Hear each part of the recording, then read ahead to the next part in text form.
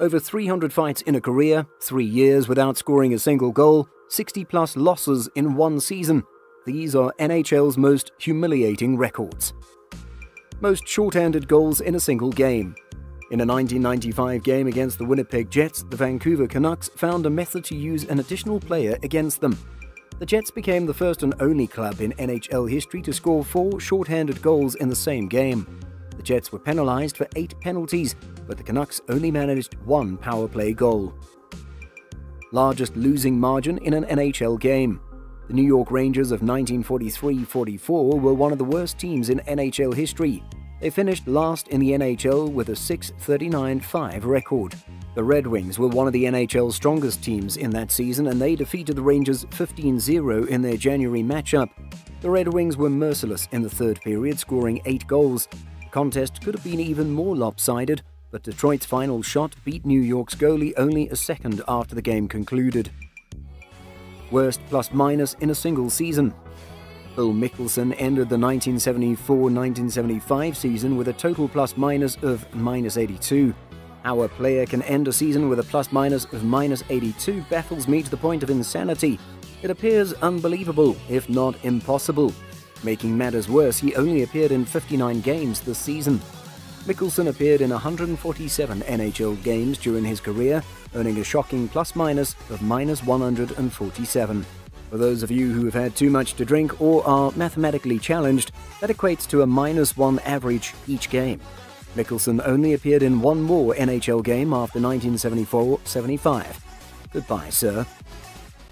Most career penalty minutes. Williams was assessed 3,966 penalty minutes. That amounts to more than 2.5 days in the sin bin. NHL players simply do not play the same penalty-laden game they once did. The closest active player to Williams is Ian Laperriere, who has played just 1,956 minutes. I don't think this record will ever be broken. Most fights in a career. Some guys just like to chuck knuckles, and Ty Domi is one of the greatest at it. Domi has 333 NHL fights in his career, more than any other player. Make the calculations. Ty Domi had 3,515 penalty minutes in his career. If you multiply 333 by 5 minutes, assuming no wrongdoing occurred, which is likely, you get 1,665. Fights accounted for over half of his career penalty minutes. I think this one isn't so unusual. Fighting is a feature of the NHL, but the amount of fights is what makes this one unique in my opinion.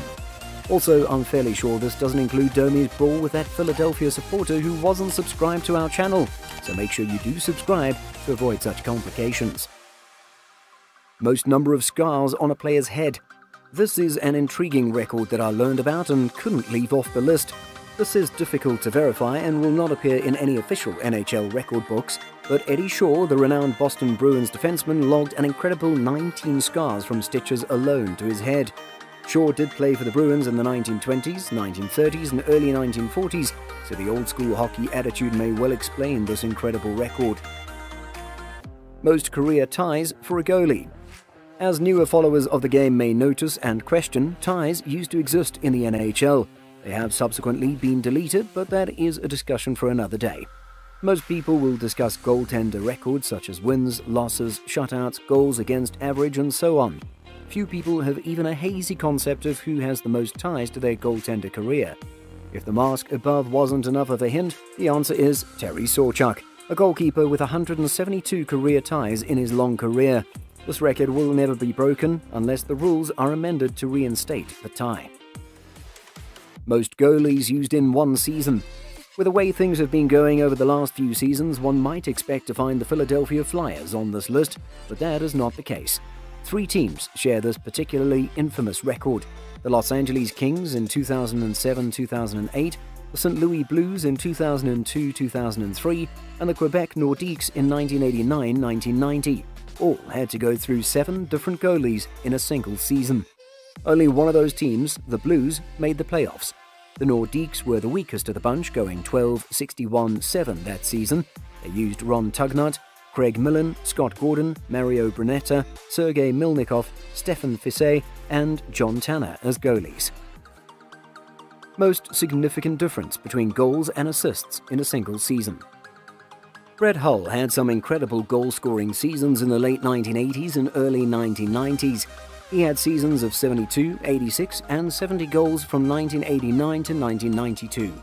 However, the Golden Brett, as he is known, was not quite as prolific in terms of assists.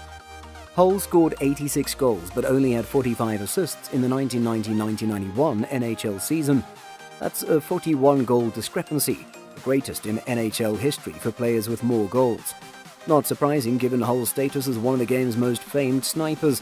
His job was to score, yet the difference is still quite large. On the other end of the scale, Wayne Gretzky recorded 163 assists to just 52 goals in the 1985-86 season to earn the highest season point total of his career for a differential of 111. Most penalty minutes for a goalie in a single season. A statistic that is rarely considered, as goalies are usually only called for things like delay of game and the occasional roughing or tripping penalty. Goalies are unlikely to miss more than 10 minutes every year, and even that would be a bad year.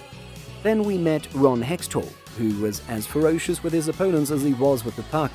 Hextall accrued 113 penalty minutes during the 1988-89 season. He had 104 penalty minutes in each of the previous two seasons. Hextall was distinct in his aggressiveness and proclivity for taking penalties. Most games between goals. Some players simply do not score many goals. It's a part of the game. Though most players are able to accumulate one over the course of the season, some do not, except if you were Ken Daneyko. Daneyko played defense for the New Jersey Devils for a long period and was a stay-at-home defenseman. He went 255 games without scoring a goal at one point. A season consists of 82 games. Therefore, Daneyko went more than 3 seasons without scoring. That is a severe drought. Most number of teams played for. So I think it's safe to say Mike Sillinger has seen it all. Mike has played for more teams than any other player on the globe. Sillinger has played for the following teams throughout the course of his 17-year career: the Red Wings, Ducks, Canucks, Flyers, Lightning, Panthers, Senators, Blue Jackets, Coyotes, Blues, Predators, and of course the New York Islanders. Sillinger was traded 9 times during his NHL career. Mike decided in 2008 to return to Regina, Saskatchewan and stay for a while, retiring in his hometown. What a feat. Biggest home losing streak. In the 1992-93 season, this Ottawa club set records for all the wrong reasons. Returning to the NHL and winning their first regular season game set the tone for the team's season. Unfortunately, things went poorly from there. The Sens would go on to have a record-breaking season that year with the longest home losing streak at 11 games, the longest road losing streak at 38 games, and most bizarrely only one road win all season against the New York Islanders. The squad would go on to win 9 games at home, cementing their reputation as one of the worst teams ever assembled in NHL history, but nothing in comparison to the final entry on this list. Team with the fewest points in NHL history. The Washington Capitals' dismal 21 points in the 1974-75 season not only earned them a reputation as one of the worst teams in NHL history, but it also set an NHL record for fewest points in a single season. This statistic, like the 1992-93 Senators before them, was recorded in the franchise's first year, with 8 wins and 67 losses. This expansion team scouting may go down in history as the worst of all time. After the first season, the team was so terrible that they thought the entire expansion was a mistake. The squad finished last in the Norris division, 37 points behind the second last placed Detroit Red Wings. This Capitals team is widely regarded as the worst NHL team ever formed. If you're interested in watching some real NHL records, then I might suggest clicking this link to watch the 15 unbreakable records in NHL history. Also, let us know in the comments if we missed an embarrassing record.